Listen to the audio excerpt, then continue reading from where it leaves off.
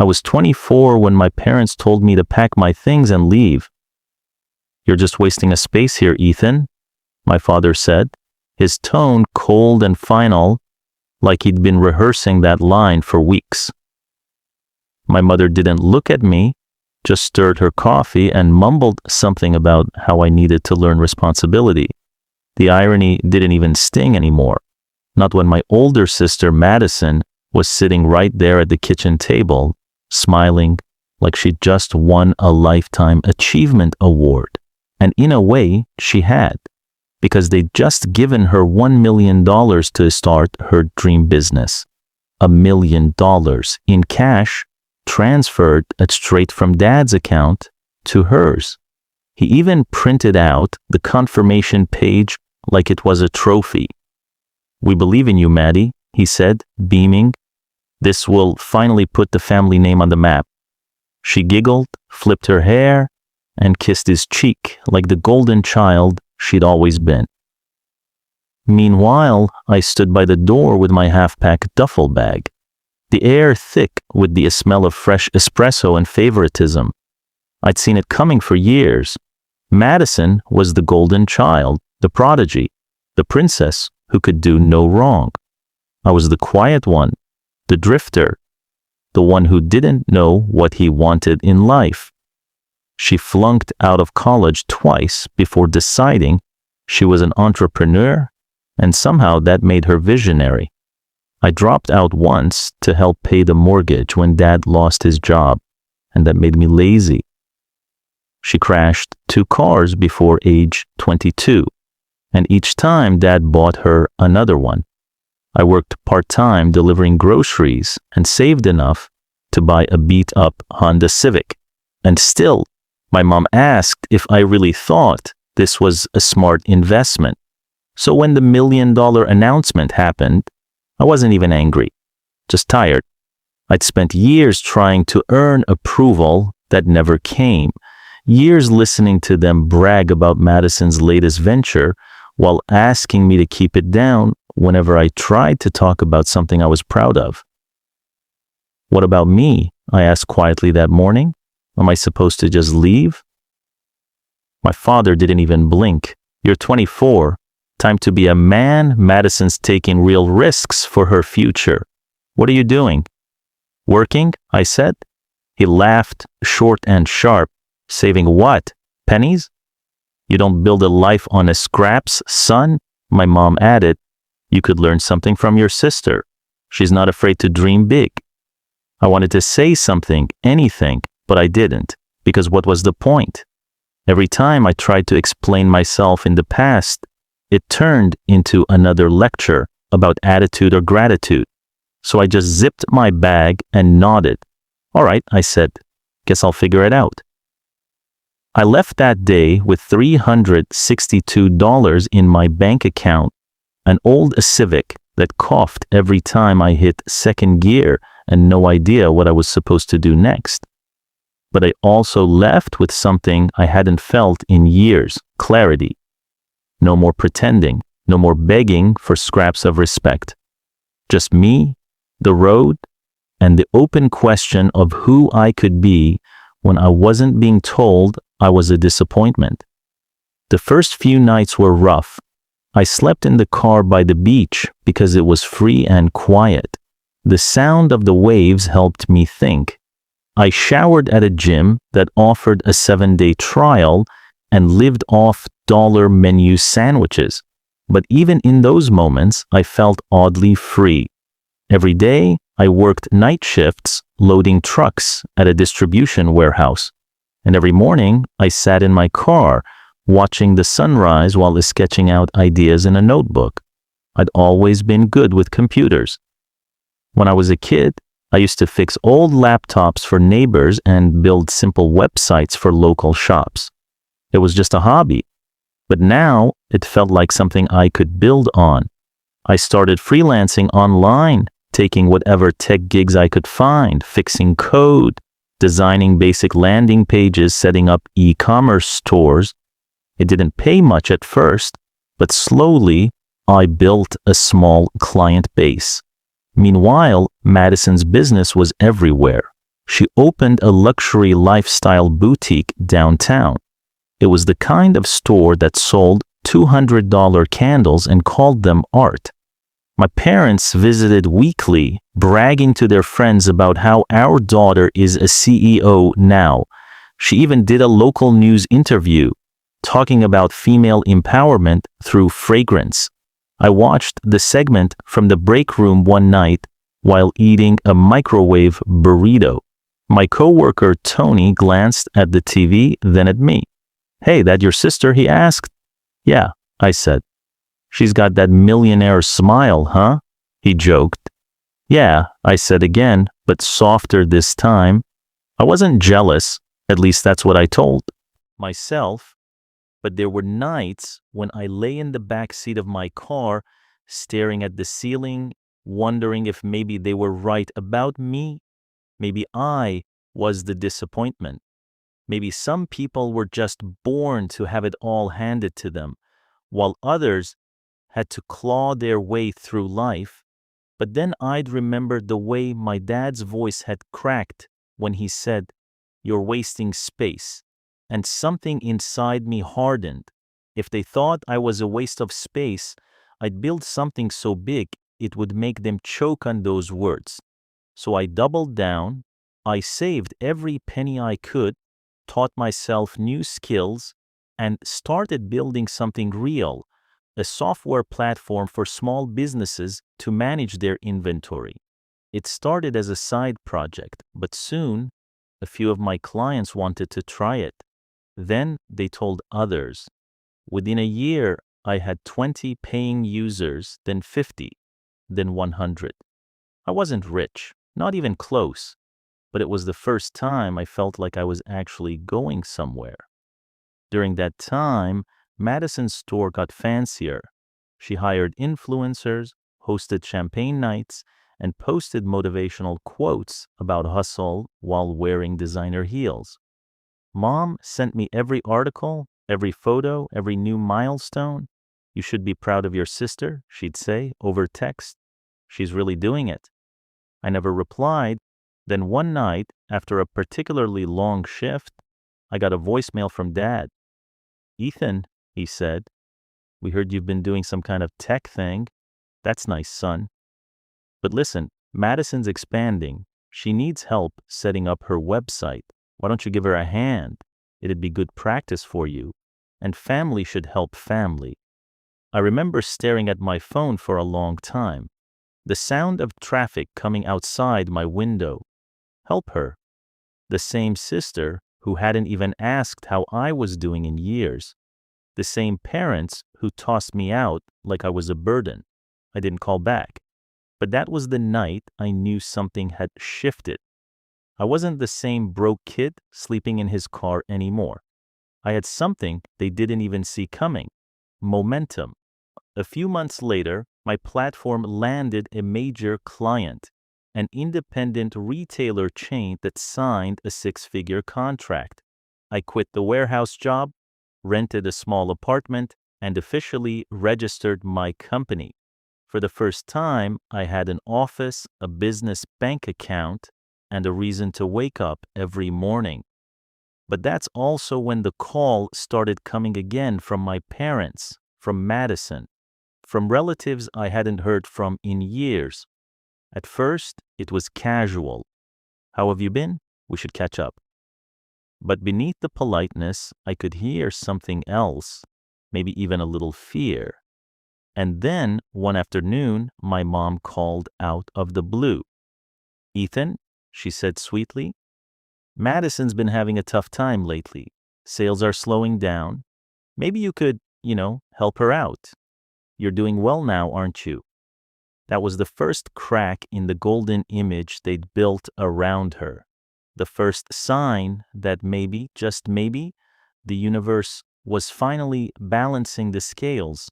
But I didn't know yet how bad it was going to get, how fast everything she built would start to crumble, or how far my parents would go to drag me back into their mess. And I definitely didn't know that. In the end, it wouldn't just be about money, it would be about control, pride, and the one thing my family never thought I'd have, power. That moment was still ahead of me. I just didn't see it coming yet. It started slowly, the way tension always does in families like mine. Little comments slipped into phone calls, old patterns sneaking back in through polite voices. For months, I'd been trying to keep my distance, focusing on growing my software company. But somehow, my family always found a way to pull me back in. My mother called one Sunday afternoon, right as I was preparing a pitch for an investor. "Ethan, sweetheart," she said, her tone sugary but sharp underneath. "Your sister's boutique has been struggling a bit lately. You know how the economy is." I didn't respond right away. "She just needs a bit of guidance, that's all." Mom continued, "You're so good with business now. Maybe you could look at her website, fix it up a little. Your family, after all."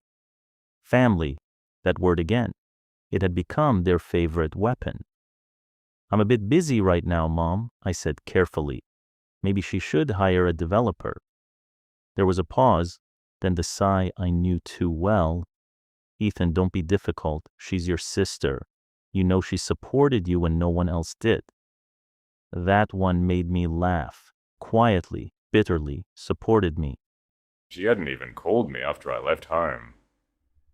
Mom, I don't think helping with her boutique is. But she interrupted. "Don't be selfish, Ethan. You owe this family after all we've done for you." I just hung up. For years, I'd been the one expected to apologize, to make peace, to accept that I was always less than. Not anymore. A few days later, Madison herself called. I almost didn't pick up, but curiosity won. "Ethan," she said brightly, as if we were best friends. "Oh my God, it's been forever." "Yeah," I said, flatly. "So," she continued, "Mom probably told you. I've been going through a little business hiccup.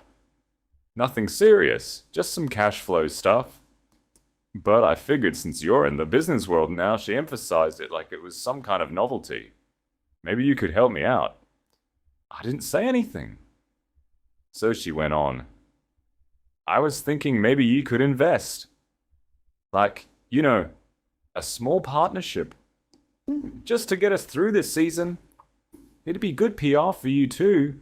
I laughed out loud. "You want me to invest in your candle shop?" Her tone immediately sharpened. "It's not a candle shop, Ethan. It's a luxury lifestyle brand. And yes, I thought you'd want to help your sister instead of laughing at her." "I didn't laugh at you," I said. "I laughed at the idea that you think I'd fund the same people who kicked me out." There was a pause. Heavy loaded. "Oh, so that's how it is," she said coldly. "You're still holding a grudge." "I'm not holding anything," I said. "I just learned." She hung up without another word. 2 days later, my parents showed up at my office unannounced. I was in the middle of a meeting when the receptionist knocked and whispered, "There's an older couple here. Says they're your parents." My stomach dropped. When I stepped into the hallway, there they were. My dad, in his usual press shirt, and my mum clutching her purse, like it held the moral high ground. Dad said, his voice low but firm, "You need to stop acting like a stranger." I blinked. "You threw me out." He waved a hand. "You needed to learn responsibility and look, it worked." "You've done well. You should thank us." That line nearly made me choke. Thank them for making me sleep in my car for years of humiliation. Before I could answer, Mum chimed in. "We're not here to argue. Honey, we just want you to do the right thing. Madison's worked so hard, and she's been under so much stress. You're successful now. You can afford to help her, and by help, you mean Dad crossed his arms alone. Or an investment. You could save her business." I stared at them both. You gave her $1 million, remember? That was years ago, Mum said. Businesses take time to grow, and mine didn't get a single cent, I said. But I'm the one who's supposed to bail her out. Dad's jaw tightened. Don't twist this. You wouldn't even have that business if we hadn't pushed you out of the house. There it was. The classic rewrite of history. Somehow, the cruelty had become tough love. I think we're done here, I said, quietly, turning toward my office door. Mum called after me. You'll regret this, Ethan. Family should stand together. But they left before I could reply. For a few weeks I didn't hear from them. I buried myself in work, building partnerships, hiring 2 developers, and expanding into new markets. But the silence didn't last. It never did. It started with small things. A few relatives checking in, asking how I was. Then steering the conversation toward Madison's rough patch. An aunt sent me a long message about how family fortunes rise and fall together. A cousin tagged me in one of Madison's desperate Instagram posts. Support small businesses. Then came the family gathering. My parents insisted I attend my dad's birthday dinner. It'll mean a lot to him, Mom said over the phone. And Madison will be there too. We all need to reconnect. Every instinct told me to skip it, but something in me wanted to face them. Maybe I wanted to see if anything had changed. Maybe I wanted to prove to myself that I didn't need their approval anymore. The restaurant was one of those expensive places my parents loved. White tablecloths, gold-rimmed plates, and waiters who spoke in whispers. When I walked in, the conversation paused. Madison was already there, in a designer dress, her hair perfectly styled. She smiled like a celebrity greeting a fan. Ethan, she said, standing to hug me. Look at you. You actually clean up nice? Thanks, I said, taking my seat. Dad raised a glass. To family, he said. And to Madison, who's been working tirelessly to rebuild after some setbacks. The table clapped. I didn't. Madison smirked. It's been a tough year, but you know me. I never give up. Some people would quit, but I'm not like that. She glanced at me as she said it. I said nothing, just sipped my water. Then Dad turned to me. So, Ethan, how's the little tech thing going? Little tech thing? It's going well, I said, evenly. We're expanding into Europe next quarter. Mum smiled, but it didn't reach her eyes. That's wonderful, dear. You should help your sister with some of that expansion experience. Maybe even... Mom, I interrupted. Let's not. The table went quiet. Madison tilted her head. Wow, someone's touchy. I was just saying it'd be nice to work together, you know? Combined brains and beauty. Dad chuckled. She's got a point. You're both talented in your own ways. Yeah, I said. Except one of us built something from scratch and the other got $1 million head start. The air went ice cold. Madison's smile froze. Ethan, Mum whispered sharply. That's uncalled for. No, I said, my voice calm. What's uncalled for is pretending none of this ever happened. Dad slammed his hand on the table. Enough. This is supposed to be a celebration. Madison leaned back, smirking again. It's fine, Dad.